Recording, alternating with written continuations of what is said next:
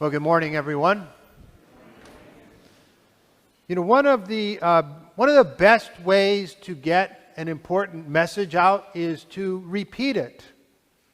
I mean, this is because, well, first of all, not everybody for whom the message is intended will hear it the first time, but also people are more inclined to remember if they hear it more than once.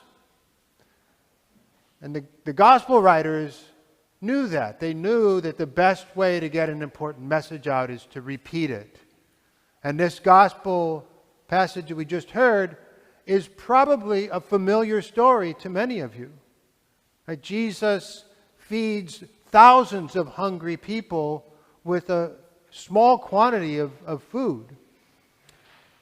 And this story contains an important message that the gospel writers wanted to make sure they got out. Why do I say that? Because they repeat it a lot.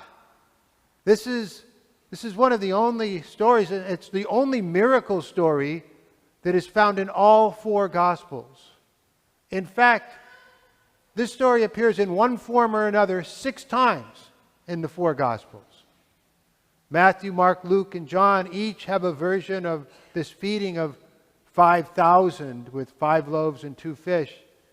And Matthew and Mark also tell a second story, a similar story feeding 4,000 with 7 loaves and a few fish. And so, yes, I think the gospel writers clearly felt there was an important message here that they wanted to get out. But what is that message? Does it go beyond the amazement that certainly those present must have experienced at the event? I mean, truly, it's an amazing story. It's amazing today, 2,000 years later. But if we stop at amazement, I think we're missing the point. Now, the details of this miracle differ a little bit from in each of the 6 accounts, but the formula is basically the same. In each account, Jesus takes bread, he blesses it, breaks it, and gives it to his disciples. In each account, the disciples cooperate with Jesus to make the miracle happen. In each account, all are satisfied and there is an abundance left over. And this taking, blessing, breaking, and sharing foreshadows the Holy Eucharist. And it is a metaphor for the Christian life. It foreshadows the Eucharist because this is exactly what Jesus does at the Last Supper. He takes bread, blesses it, breaks it, and shares it with his disciples. And to this very day, at every Mass, including this one, the priest takes the bread, blesses it, breaks it, and shares it with modern-day disciples, you and I.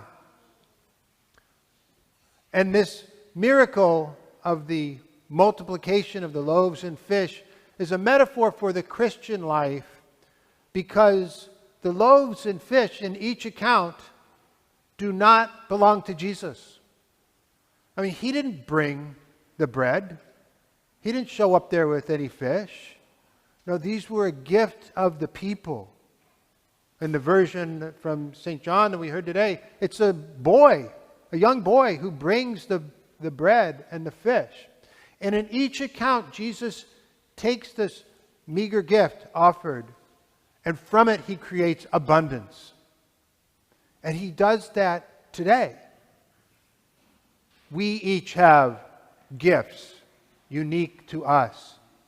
And when we offer those gifts in service of the Lord, in service of the church, in service of our brothers and sisters in need, when we take the gifts we have, bless them, and share them, abundance follows. And there are some things that can only be increased if they are shared. Some things that if we try to hold on to them or hoard them, they will diminish.